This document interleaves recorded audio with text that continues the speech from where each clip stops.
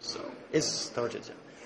So first question is that there are initiatives in Sweden to introduce the Chinese language in schools. If you didn't know about it, you do about it now.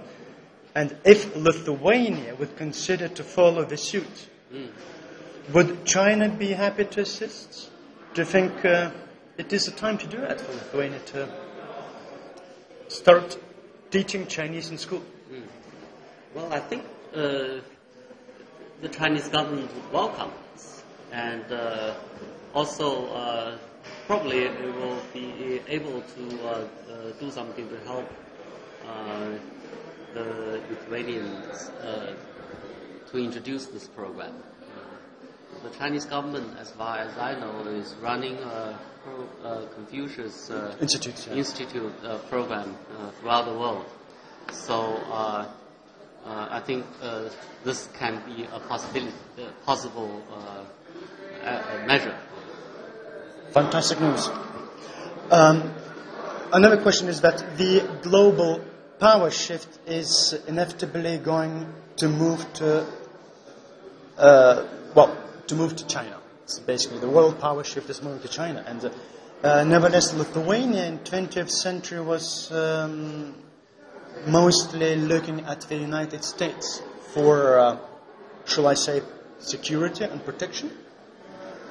Since China is going to become quite an important player in the world, should Lithuania start thinking about looking for more protection from China, or being the Lithuania's guardian? Well, I think the shift is happening, but not at that fast rate. Okay? So Lithuanians probably have more time to think about it, but it's not too early to start, looking at China and try to understand what's going on in China, and also establish some kind of closer relationship with China. I think only when you have such kind of preparations, such a kind of connections, can you make wise choices when time comes. Talking about the Lithuanian businesses, it is still mostly considering its interest being in near abroad. It's Eastern Europe and Western Europe. And Lithuanian businesses are not very yet active in trying to find the Chinese sort of connections and try to capitalize on the Chinese growth. So what would you say to the Lithuanian businesses who are still a little bit thinking locally and acting locally? Well, I think business nowadays have to think further and more strategically. Probably it's useful for business leaders to look beyond the near horizon and try to explore other opportunities as well. This includes China, India, and other countries. So I think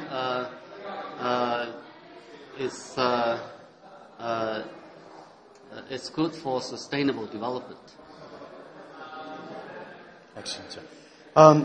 Does China look at the Baltic states as a one region or individual countries? I think the Chinese understand it's three countries, but at the same time they are all together. In some ways, they have similar histories and similar feelings about certain part of histories, and so they share certain kind of identities. But China certainly look at these three countries as three countries rather than as one country. And it's a little bit sort of like the wider question. The Chinese spending quite a lot of time persuading the world that it is a peaceful, rising power. But at the same time, quite a lot of powers, quite a lot of countries are, shall I put it, are quite concerned about the China rise.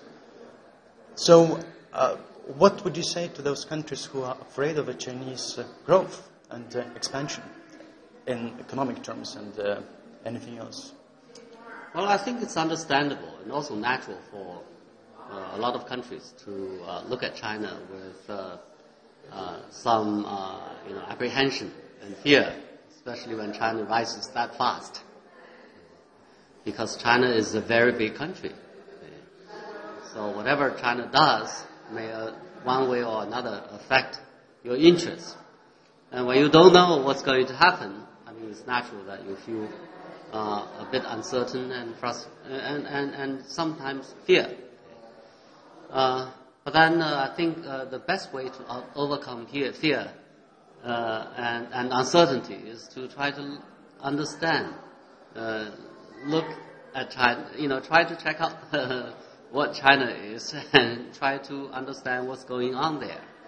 So we may need more contacts and more exchanges so that we can understand each other better. Okay. In that way, you can make a better judgment as to whether China is a threat or an opportunity. Okay. Personally, I think China is more like an opportunity than a threat. Thank you very much for your answers. And just one more sort of very